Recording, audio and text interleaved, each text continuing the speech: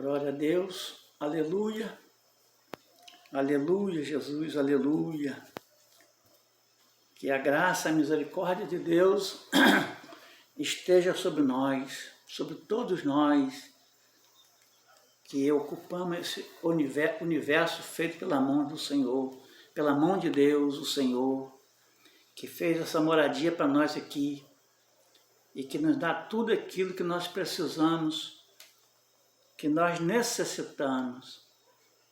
Oh Deus, abençoe as crianças, abençoe as senhoras, abençoe os pobres, abençoe os ricos, que os ricos venham compreender que também é dependente de Deus, porque aqui na terra ninguém vive para sempre, todos nós nascemos um dia vamos ter que morrer, porque assim é a ordem de Deus. Não foi Deus que inventou a morte, que criou a morte, quem criou a morte foi o próprio inimigo. Mas se ele criou a morte, claro que Deus permitiu, porque se Deus não permitir, nada acontece. Mas tudo é permissão de Deus. Nós nascemos e morremos para a graça de Deus. Para a graça de Deus, que tudo seja feito à vontade de Deus.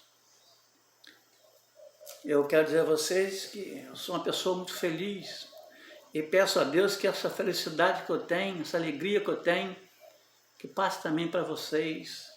Eu fico muito alegre quando eu leio a Bíblia, porque a Bíblia é a palavra de Deus. Aqui você vê a Bíblia, vocês do Brasil e do mundo, vocês vê a Bíblia. A Bíblia é a palavra de Deus. A Bíblia conduz as palavras corretas que Deus fez com que viesse esse livro, pelos 40 homens de Deus que escreveram a Bíblia, a mandado de Deus. Por isso eu peço a vocês, quando vocês lerem esse livro sagrado que é a Bíblia, você deva dar 3 beijinhos na Bíblia, antes de ler, 3 beijinhos, um em nome do Pai, um em nome do Filho, e um outro beijinho em nome do Espírito Santo. Beijinho não, beijo mesmo, que nós estamos beijando aquilo que foi consagrado por Deus, que é a Bíblia Sagrada. Deus consagrou a Bíblia. É através dela que nós conhecemos o caminho de Deus.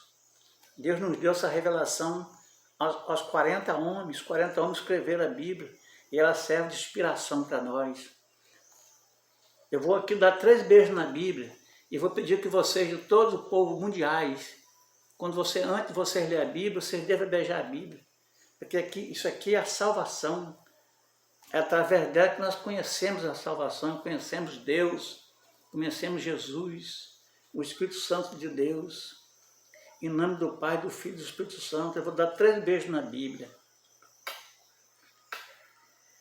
E eu espero que vocês também façam o mesmo aí, quando vocês for ler esse livro sagrado de Deus. Eu quero ler aqui em Marcos 12, versículo 18, que diz assim: a pergunta sobre a ressurreição. E vocês vão ficar sabendo. Que Deus abençoe a todos vocês, de todo mundo. Que a chuva que está caindo na terra seja chuva criadeira, chuva para criar, e não para maltratar, não para derrubar, não para deixar as pessoas sem amparo, mas que seja chuva de bênção. Chuva de bênção. A pergunta sobre a ressurreição, que diz assim, em Marcos 12, versículo 18, que diz assim: alguns saduceus, os quais afirmam que ninguém ressuscita, chegaram perto de Jesus e disseram, os saduceus afirmam que ninguém ressuscitava naquela época, que ninguém ressuscita, até hoje eles afirmam isso. Alguns fariseus, os quais não afirmaram, eles afirmam que ninguém ressuscita.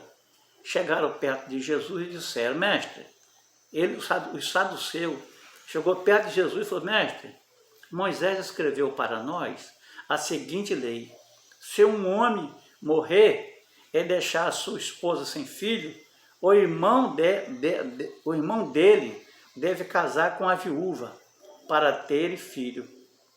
que serão considerados filhos do irmão que morreu. Olha só. O irmão casava. Quando caso o irmão morresse e não deixasse filho, o irmão daquele irmão que morreu casava com a viúva para poder deixar filho. Vamos ver o 20, Marcos 12, 20. Aconteceu que havia 7 irmãos. O mais velho casou e morreu sem deixar filho. O segundo casou com a viúva e morreu sem deixar filho. Acontece a mesma coisa com o terceiro. Quer dizer, um irmão casou, não deixou filho. O segundo irmão casou, não deixou filho. O terceiro irmão casou também e não deixou filho. Afinal, os 7 irmãos casaram com a mesma mulher e morreram sem deixar filho. Depois de todos eles, a mulher também morreu. Quer dizer, casou os 7 irmãos com uma mesma mulher. Eles foram casando e foi morrendo e a mulher foi ficando. E afinal de contas, os 7 casou com a mesma mulher. Aqui o 23 diz assim, portanto, isso é perguntando a Jesus, portanto, no dia da ressurreição, quando todos os mortos tornarem a viver, de qual dos 7 a mulher vai ser esposa? Eles perguntaram a Jesus, pois todos eles casaram com ela. Olha só o que Jesus respondeu aqui em Marcos 12, versículo 24. Jesus respondeu, como vocês estão errados, não conhecendo nem as Escrituras Sagradas, nem o poder de Deus. Jesus falou para eles, como vocês estão errados, não conhecendo nem a Escritura Sagrada, nem o poder de Deus. O 25 diz assim, Jesus respondeu para eles, pois quando os mortos ressuscitarem, serão como os anjos do céu, e ninguém casará. Porque os anjos não casam. Depois que ressuscitarem, ninguém vai se casar, não vai ter mulher, não vai existir casamento. Porque a mulher vai se tornar anjo, lá no céu não tem anja, não fala em anja, é anjo. A mulher será anjo, portanto ela foi tirada da parte do homem.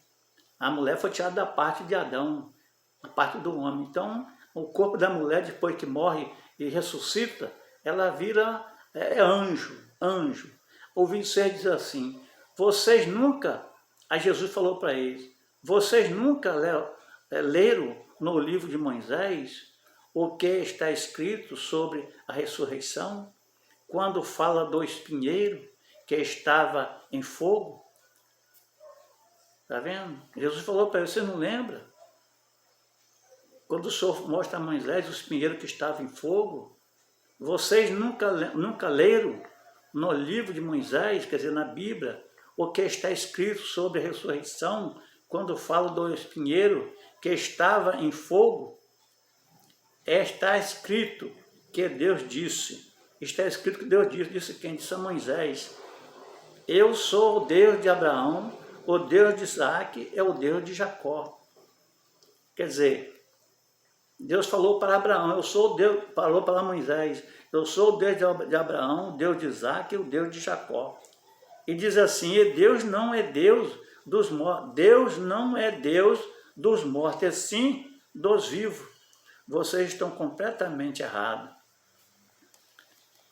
Todos vão ressuscitar. E Deus, como é Deus dos vivos, Ele fala com os vivos. As pessoas vão ressuscitar, muitos vão ressuscitar para ganhar a glória, e outros vão ressuscitar para se perder. Um vai ressuscitar para ser abençoado, e outros vão ressuscitar para ser amaldiçoado. Na verdade, eles não vão ser amaldiçoados, eles mesmos se amaldiçoaram. Porque quando nós praticamos o erro ou os erros do Brasil e do mundo, nós mesmos estamos nos amaldiçoando. Porque Deus não amaldiçoou ninguém, não. Por que o diabo virou diabo? Porque desrespeitou a Deus. Quer dizer que ele mesmo amaldiçoou ele mesmo. O erro serviu para acabar com ele. Os nossos erros que nós praticamos servem para nos jogar no chão, para nos tirar da presença de Deus.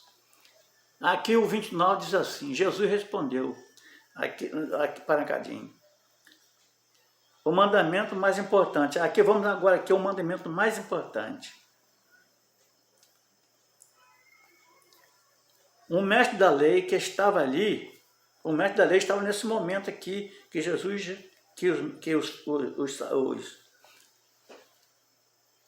alguns saduceus estavam conversando com Jesus. Aí diz aqui, ó, o 28. Um mestre da lei que estava ali ouviu a discussão.